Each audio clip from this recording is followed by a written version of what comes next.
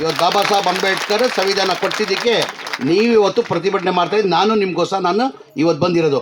ನಮ್ಮ ಕರ್ತವ್ಯ ಆಗ್ತದೆ. ಜೋರಾಗಿ ಜೈ ಭೀಮ್ ಹೇಳೋದು. ಜೈ ಭೀಮ್, ಜೈ ಭೀಮ್, ಜೈ ಜೈ ಭೀಮ್.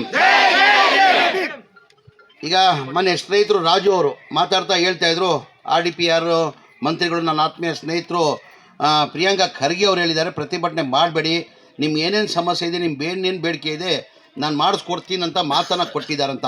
ಅವರೇ ಬರಬೇಕಾಗಿತ್ತು ಇಲ್ಲಿ. ಅವ್ರು ಬೇರೆ ಕಾರ್ಯಕ್ರಮ ಇದ್ದಿದ್ದು ಬರೋ ಕಾರಣ ಆಗಲಿಲ್ಲ ಸಾಧ್ಯಕ್ಕೆ ಮನೆ ಮುಖ್ಯಮಂತ್ರಿಗಳು ನೀನು ಹೋಗಿ ಅವನ ಅವ್ರು ತೊಗೊಂಡು ಬಾ ಅಂತ ಹೇಳಿದ್ದಾರೆ. ಈಗ ನಾನು ಎಲ್ಲ ಪಟ್ಟಿ, ನೀವು ನನಗೆ ಏನೇನು ನಿಮ್ಮ ಬೇಡಿಕೆಗಳು ಇದೆ ಎಲ್ಲ ನಾನು ಕೊಟ್ಟಿದ್ದೀರಾ. ಈಗಲೇ ಅಲ್ಲೇ ಹೋಗಿ ಮನೆ ಮುಖ್ಯಮಂತ್ರಿ ಗಮನಕ್ಕೆ ತಂದು ನಿಮ್ಗೆ ಏನೇನು ಸಮಸ್ಯೆ ಇದೆ ಬಗೆಹರಿಸೋಕ್ಕೆ ಪ್ರಯತ್ನನ ನಾನು ಮಾಡ್ತೀನಿ. ನನ್ನ ಅನಿಸಿಕೆ ಇವ್ರು ರಾಜು ಅವ್ರ ಮಾತಲ್ಲಿ ಅನಿಸ್ತದೆ. ಪ್ರಿಯಾಂಕಾ ಖರ್ಗೆ ಅವರು ತಮ್ಮ ಪರ ಇದ್ದಾರೆ ಅಂತ ಅನಿಸ್ತದೆ. ಸರ್ಕಾರರು ನಿಮ್ಮ ಪರ ಇದ್ದಾರೆ. ನಾನು ಇದು ಆಹ್ವಾನವನ್ನು ನಾನು ಮನೆ ಮುಖ್ಯಮಂತ್ರಿ ಗಮನಕ್ಕೆ ತಂದು ನಿಮ್ಮ ಸಮಸ್ಯೆನ ಬಗೆಹರಿಸೋಕ್ಕೆ ನಾನು ಪ್ರಯತ್ನ ಮಾಡ್ತೀನಿ.